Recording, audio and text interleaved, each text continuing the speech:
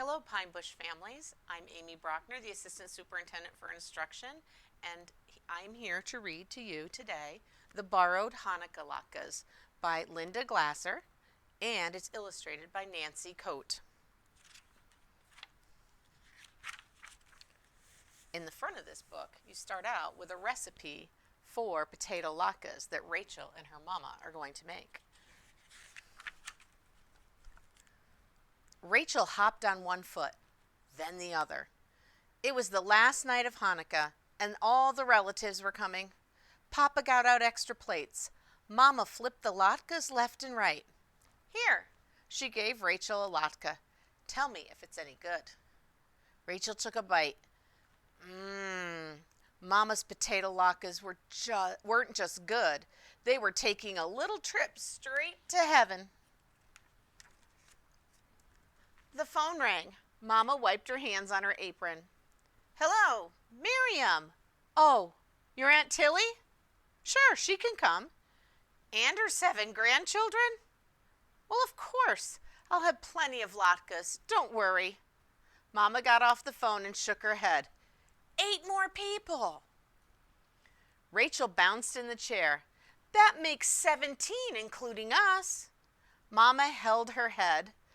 17 people in this tiny house, and less than an hour until they come. Papa, get more dishes down. Rachel, go get more potatoes from the cellar.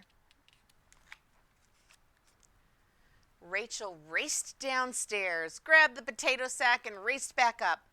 Mama opened the sack. Only 3 sick little potatoes? That's what's left, said Rachel. Hoy, Mama smacked her forehead. This is bad. It's too late to go to the store. Maybe we could borrow some from Mrs. Greenberg, said Rachel. No, Mama shook her head. It wouldn't be right. She's all alone. Every year I invite her. She won't come. She thinks she'd be a bother. But she always says, if you need anything, just let me know. She's got a heart of gold, but she's as stubborn as an ox. Maybe she'd come if we borrow her potatoes, said Rachel. Oh, good idea, said Mama. Quick, go ask. Rachel raced next door. Mrs. Greenberg's house was always clean and tidy, like its face was just scrubbed and its blouse was tucked in, while Rachel's house always looked like it was still in its pajamas and needed a brush for its hair. Rachel knocked, and the door swung open. Well, well, well, look who's here. Come in, come in. When Mrs. Greenberg smiled, it was with her whole face. Rachel stepped inside. Everything was still. It didn't seem much like Hanukkah except for the menorah with candles waiting.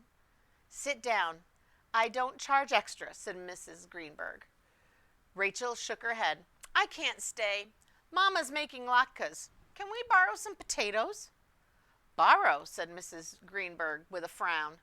No, she rushed off and soon returned with a big sack. Here, don't borrow. I don't want them back. You all should eat them in good health.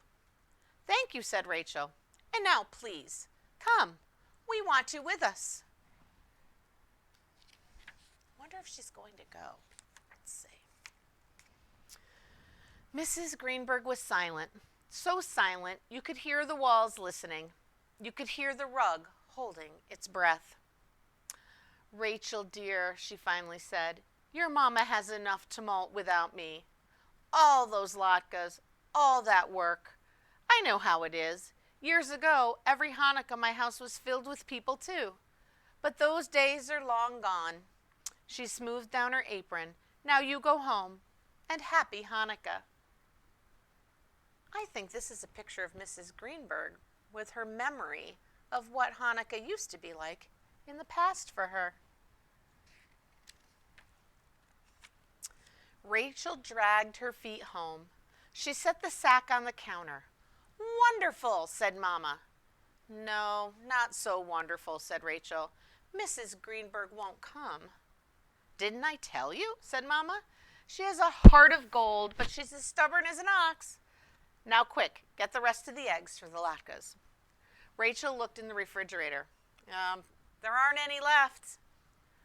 "Hi," Mom smacked her forehead. "This is bad." Rachel nodded. "I'll go ask Mrs. Greenberg." "No," Mama shook her head. "It's not right." "We have to," said Rachel. "And now she'll have to come." Rachel ran over. "Can we borrow some eggs for the latkes?" "Borrow?" Mrs. Greenberg shook her finger at Rachel. She handed her a carton of eggs. "Don't borrow. Use them in good health." "Thank you," said Rachel.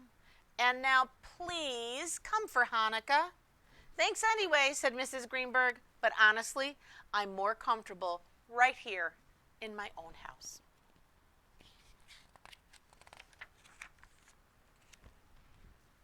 Back at home, Rachel set the eggs on the counter. "Mrs. Greenberg still won't come." "Maybe I'll take her some latkes." "Don't," said Mama. "No one wants to eat Hanukkah latkes alone." That minute, the doorbell rang. Aunts, uncles, and cousins poured in, all hugging, kissing, laughing, and crowding around. But when it was time to eat, no one sat down. There weren't enough chairs. "I'll get some crates from the cellar," said Papa. What was Papa thinking? To sit on crates and eat latkes? "Wait," said Rachel. "I have an idea." I wonder what her idea is. She ran straight to Mrs. Greenberg's house. "Can we borrow some chairs?" "Of course, take what you need." One by one, Rachel carried the chairs to Mrs. Greenberg's front door. Then she stopped. "Oh, I just thought, but no, I shouldn't ask for anything else." "Ask," said Mrs. Greenberg. "Whatever it is, I want you to have it." "All right," said Rachel. "We need room for all these chairs." "Room? What do you mean, room?" asked Mrs. Greenberg. Rachel tried not to smile. "Well, you have lots of room here." Mrs. Greenberg looked at Rachel. "You mean your guests should come and sit in my house?" "That would be nice," said Rachel. Mrs. Greenberg was quiet for a long time. So long that the walls got tired of waiting, and the rug couldn't hold its breath any longer. Finally, she spoke.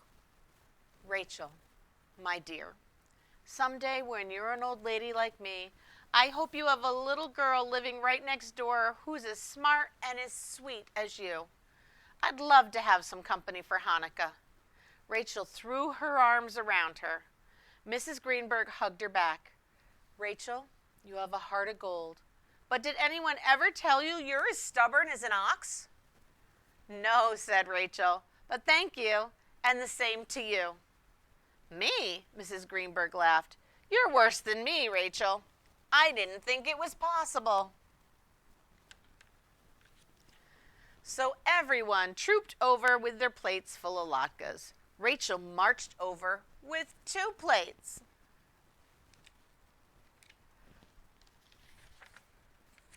She handed one to Mrs. Greenberg. "Here," said Rachel. "Don't borrow. Just eat in good health." The end.